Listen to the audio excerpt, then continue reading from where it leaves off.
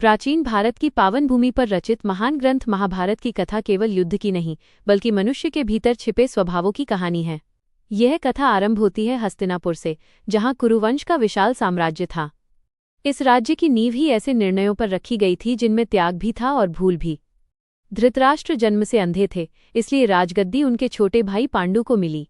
लेकिन भाग्य का खेल देखिए, पांडु की असमय मृत्यु हो गई और उनके 5 पुत्र पांडव अनाथ होकर धृतराष्ट्र के महल में ही पले।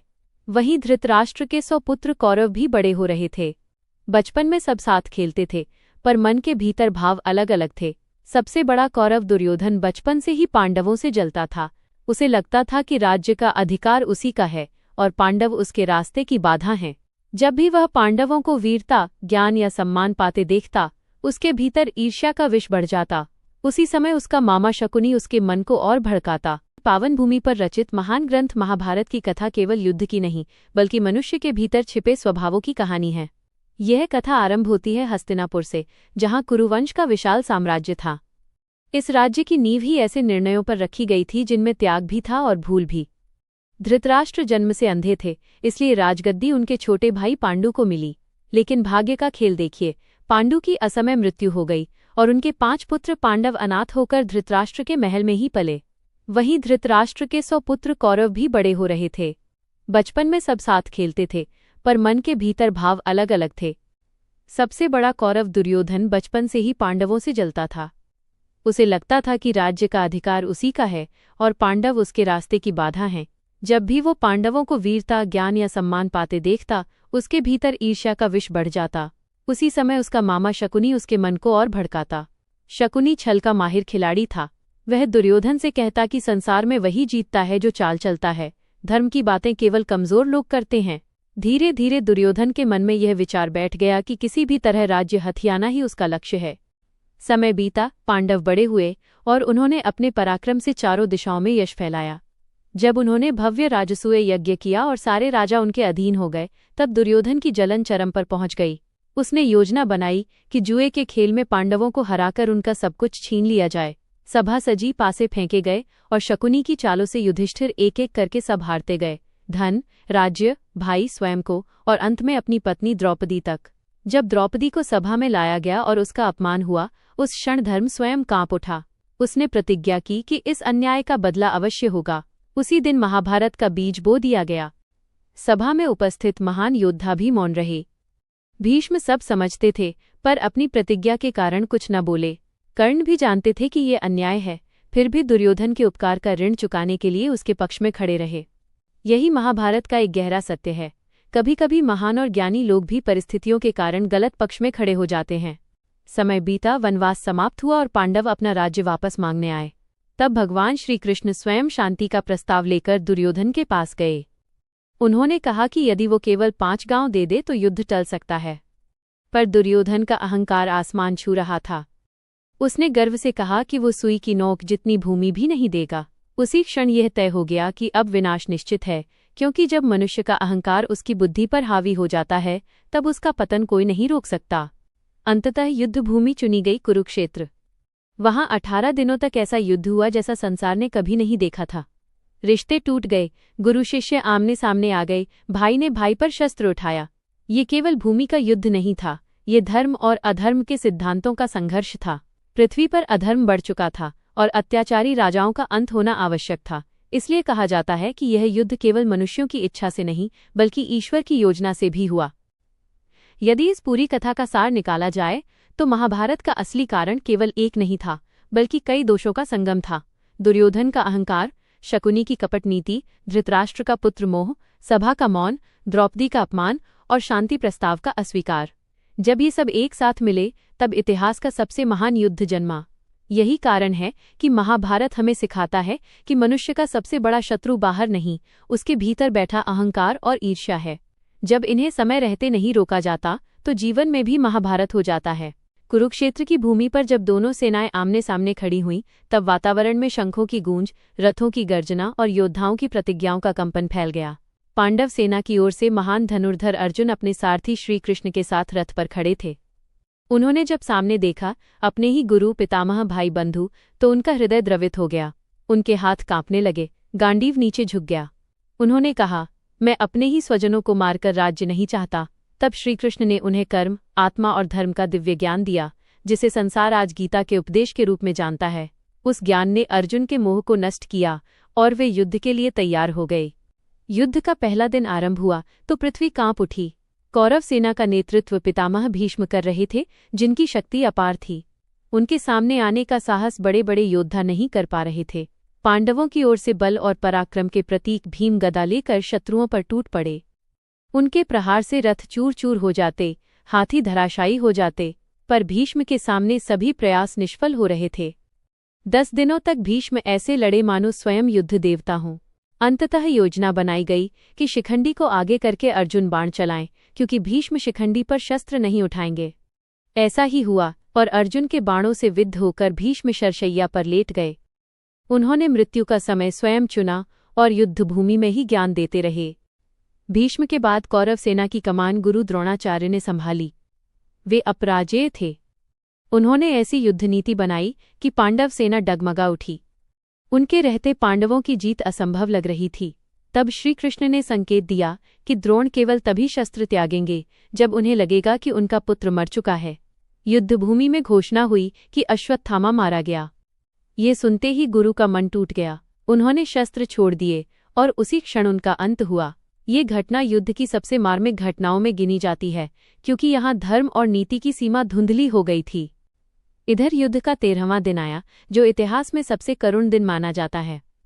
उस दिन युवा वीर अभिमन्यु ने चक्रव्यूह भेद दिया।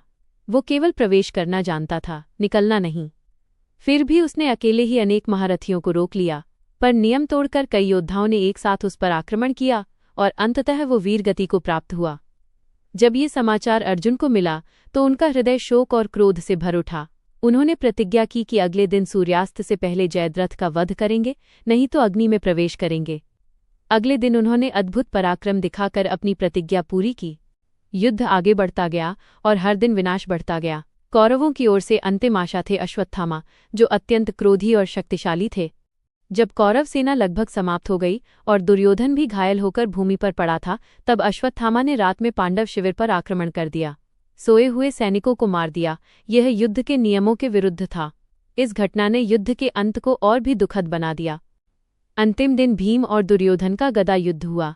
दोनों महाबली थे, पर भीम को श्रीकृष्ण का संकेत मिला और उन्होंने नियम तोड़कर दुर्योधन की जांघ पर प्रहार किया। दुर्योधन धरती पर गिर पड़ा। उसी क्षण कौरवों का अंत निश्चित हो गया। आकाश में शंखनाद गूंजा, पर वो विजय का नहीं, युगांत का स्वर था। जब युद्ध समाप्त हुआ, मैदान में केवल शव, टूटी धनुष, बिखरे रथ और शोक ही शेष था। पांडव जीत गए थे, पर उनके हृदय में प्रसन्नता नहीं थी। उन्होंने समझ लिया कि यह युद्ध जीतकर भी सब हार गए। भाई, गुरु, पुत्र, मित्र सब चले गए। तभी श्रीकृष्ण ने उन्हें समझाया कि ये युद्ध केवल राज्य के लिए नहीं था, बल्कि अधर्म के अंत और धर्म की स्थापना के लिए था। इस प्रकार महाभारत का अंत हमें ये सिखाता है कि जब मनुष्य के भीतर लोभ, ईर्ष्या और अहंकार बढ़ जाते हैं, तो परिणाम चाहे जीत हो या हार, अंत में केवल पश्चाताप ही मिलता है। सच्ची विजय वही है जिसमें धर्म, करुणा और सत्य की रक्षा हो। कुरुक्षेत्र का युद्ध समाप्त तो हो गया था, पर उसकी गूंज अभी भी आकाश में तैर रही थी। रणभूमि की धूल में पड़े रथों के टूटे पहिए, बिखरे अस्त्र शस्त्र और वीरों के निर्जीव शरीर मानो संसार को चेतावनी दे रहे थे कि जब अहंकार धर्म पर हावी हो जाता है, तब परिणाम केवल विनाश होता है। पांडव विजयी थे, पर उनके हृदय में आनंद नहीं, केवल पश्चाताप था। धर्मराज युधिष्ठिर बार बार सोचते, क्या ये विजय सचमुच विजय है या अपनों के रक्त से रंगी हुई हार। युद्ध के बाद सबसे अधिक पीड़ा उन्हें तब हुई जब वे रणभूमि में अपने प्रियजनों के शवों के बीच चल रहे थे। वहीं उन्हें वीर बालक अभिमन्यु की याद आई, जिसने चक्रव्यूह तोड़कर अद्भुत पराक्रम दिखाया था। वो अकेला ही कौरवों की पूरी सेना पर भारी पड़ गया था, परंतु नियम तोड़कर अनेक योद्धाओं ने मिलकर उसे घेर लिया और निर्दयता से मार डाला। उस दिन धर्म कांप उठा था, क्योंकि वीरता पर कपट भारी पड़ गया था। अभिमन्यु की मृत्यु ने अर्जुन के हृदय में आग जला दी थी। उन्होंने प्रतिज्ञा की, यदि मैं कल सूर्यास्त से पहले जयद्रथ को न मार पाया तो अग्नि में प्रवेश कर प्राण त्याग दूंगा। अगले दिन उन्होंने ऐसी धनुर्विद्या दिखाई कि देवता भी देखने लगे। अंततः श्रीकृष्ण की युक्ति से सूर्यास्त का भ्रम हुआ और जयद्रथ सामने आया। तभी अर्जुन का बाण वज्र बनकर निकला और उसका अंत हो गया। उस क्षण पूरा आकाश धर्म की जय से गूंज उठा। इसी युद्ध में महाबली भीम ने भी अद्भुत पराक्रम दिखाया। उन्होंने एक एक करके दुर्योधन के सभी भाइयों को परास्त किया। भीम का बल केवल शरीर में नहीं, संकल्प में था। उन्होंने द्रौपदी की प्रतिज्ञा पूरी करने के लिए दुशासन का अंत किया। यह दृश्य भयानक था, परंतु उस अन्याय का परिणाम भी था जो सभा में हुआ था। युद्ध के दौरान एक और महान योद्धा ने अपना जीवन बलिदान किया, घटोत्कच। वह भीम और राक्षसी हिडिंबा का पुत्र था। रात के युद्ध में उसकी माया और शक्ति के आगे कौरव सेना कांप उठी। तब कर्ण को मजबूर होकर अपना दिव्य अस्त्र प्रयोग करना पड़ा, जो वो अर्जुन के लिए बचाकर रखे था। अस्त्र ने घटोत्कच का वध किया, पर श्रीकृष्ण मुस्कुराए, क्योंकि अब अर्जुन सुरक्षित था। कभी कभी हानि में भी भविष्य की रक्षा छिपी होती है, यही उस घटना का रहस्य था। युद्ध के बाद जब पांडव हस्तिनापुर लौटे, तब नगरवासियों ने उनका स्वागत किया, पर उनकी आंखों में आंसू थे। सब जानते थे कि ये जीत बहुत भारी कीमत देकर मिली है। युधिष्ठिर राजा बने, पर उनका मन राज सिंहासन में नहीं लगा। वे बार बार सोचते, यदि यह सब पहले समझौते से रुक जाता तो कितना अच्छा होता। तब श्रीकृष्ण ने समझाया, जब अधर्म सीमा पार कर जाए तब युद्ध ही धर्म बन जाता है। समय बीता, राज्य में शांति स्थापित हुई। युधिष्ठिर ने न्यायपूर्वक शासन किया, भीम ने प्रजा की रक्षा की, अर्जुन ने सीमाओं की सुरक्षा की, नकुल सहदेव ने व्यवस्था संभाली। वर्षों तक धरती पर सुख और समृद्धि छाई रही, परंतु संसार का नियम है, जो आया है उसे जाना भी है। एक दिन श्री कृष्ण ने पृथ्वी से अपने प्रस्थान का निश्चय किया। उनके जाने के साथ ही कलयुग का आरंभ हुआ। जब यह समाचार पांडवों को मिला तो उन्हें लगा कि अब इस संसार में रहने का उद्देश्य पूरा हो चुका है। उन्होंने राज्य त्याग दिया और हिमालय की ओर अंतिम यात्रा पर निकल पड़े। मार्ग कठिन था, पर उनके मन में वैराग्य था। चलते चलते सबसे पहले द्रौपदी गिरी, फिर सहदेव, नकुल, अर्जुन और भीम सब एक एक करके गिरते गए। अंत में केवल युधिष्ठिर और एक कुत्ता साथ बचे। जब स्वर्ग के द्वार पर पहुंचे तो देवताओं ने कहा, इस कुत्ते को छोड़कर आओ। पर युधिष्ठिर बोले, जिसने मेरा साथ नहीं छोड़ा, मैं उसे कैसे छोड़ दूं। उसी क्षण वो कुत्ता धर्मदेव का रूप लेकर प्रकट हुआ और बोला, तुमने सच्चे धर्म का पालन किया है। तभी स्वर्ग के द्वार खुल गए। इस प्रकार महाभारत की कथा समाप्त नहीं होती, बल्कि हर युग में हमें याद दिलाती रहती है कि जीवन स्वयं एक युद्ध भूमि है। हमारे भीतर भी पांडव और कौरव रहते हैं, सत्य और असत्य, धैर्य और क्रोध, प्रेम और अहंकार। जो पक्ष हम चुनते हैं वही हमारा भविष्य बनाता है।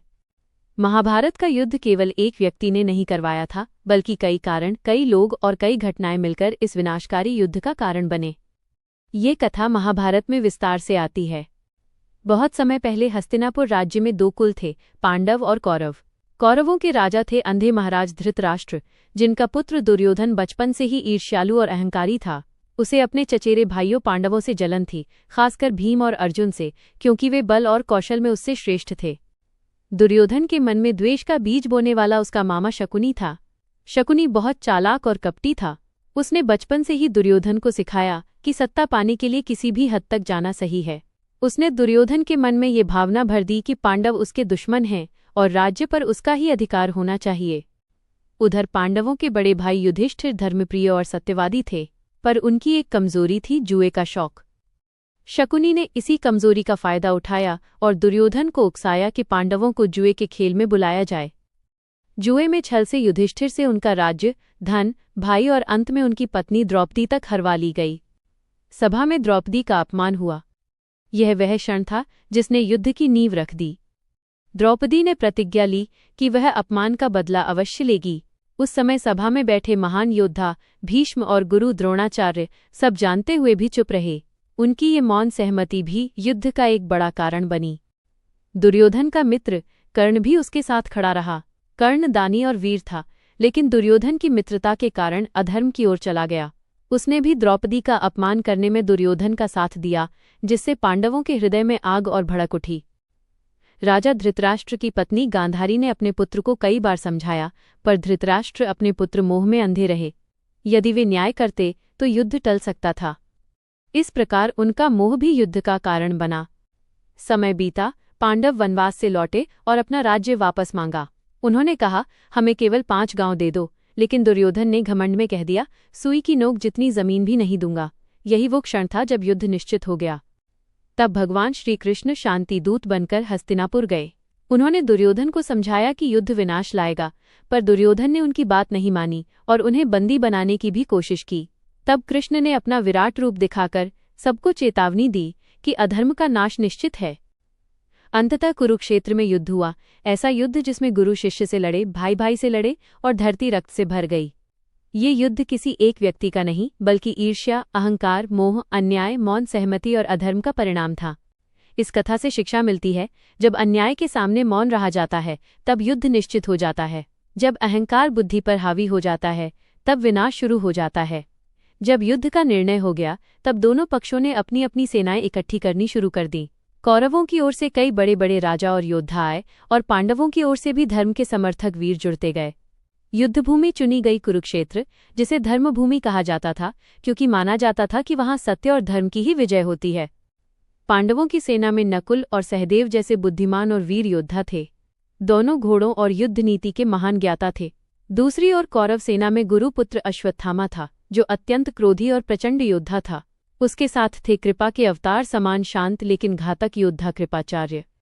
युद्ध का पहला दिन शंखनाद से शुरू हुआ। हजारों रथ, हाथी, घोड़े और सैनिक मैदान में उतर पड़े। धूल से आकाश ढक गया और पृथ्वी कांप उठी। हर योद्धा अपने कुल, अपने धर्म और अपनी प्रतिज्ञा के लिए लड़ रहा था। युद्ध के दिनों में कई अद्भुत घटनाएं हुईं। एक दिन पांडवों की ओर से वीर बालक अभिमन्यु ने चक्रव्यूह तोड़ दिया। वो अकेला ही कौरवों की विशाल सेना में घुस गया और सैकड़ों योद्धाओं को परास्त कर दिया। लेकिन कौरवों ने नियम तोड़कर सबने मिलकर उसे घेर लिया। अंततः वह वीर गति को प्राप्त हुआ। उसकी मृत्यु ने पांडवों के हृदय में ज्वाला जला दी। रात में भी युद्ध जैसी घटनाएं होती रहीं। एक बार पांडवों की ओर से राक्षस पुत्र घटोत्कच मैदान में उतरा। उसकी माया और शक्ति से कौरव सेना घबरा गई। तब कौरवों की ओर से एक महान योद्धा शल्य ने उसका सामना किया। अंत में घटोत्कच ने अपने प्राण देकर भी शत्रु सेना को भारी हानि पहुंचाई। युद्ध का एक और बड़ा मोड़ तब आया जब सिंधु के राजा जयद्रथ ने पांडव सेना को रोक दिया था, जिससे अभिमन्यु अकेला रह गया था। बाद में अर्जुन ने प्रतिज्ञा ली कि सूर्यास्त से पहले जयद्रथ का वध करेंगे, और उन्होंने अपनी प्रतिज्ञा पूरी भी की। दिन बीतते गए और हर दिन के साथ दोनों पक्षों की सेना घटती गई। गुरु शिष्य से भिड़े, मित्र मित्र से लड़े और रिश्तों का रक्त धरती पर गिरा। धीरे धीरे स्पष्ट होने लगा कि यह युद्ध केवल राज्य का नहीं था, ये धर्म और अधर्म का अंतिम निर्णय था। इस कथा का गहरा संदेश ये है कि जब लोभ, क्रोध और अहंकार मिलते हैं तो महाभारत होता है, और जब धैर्य, सत्य और विश्वास साथ होते हैं तो विजय भी निश्चित होती है। युधिष्ठिर जब स्वर्ग के द्वार पर पहुंचे और धर्मदेव के साथ भीतर प्रवेश किया तो उन्होंने जो दृश्य देखा वो उनके लिए अत्यंत विचित्र था। वहां उन्हें पहले कौरव दिखाई दिए। दुर्योधन और उसके भाई स्वर्गीय सुख भोग रहे थे। यह देखकर वे चकित रह गए। उन्होंने देवताओं से कहा, मैं वहां नहीं रह सकता जहां अधर्मियों को स्थान मिला हो। पहले मुझे मेरे भाइयों और पत्नी के पास ले चलो।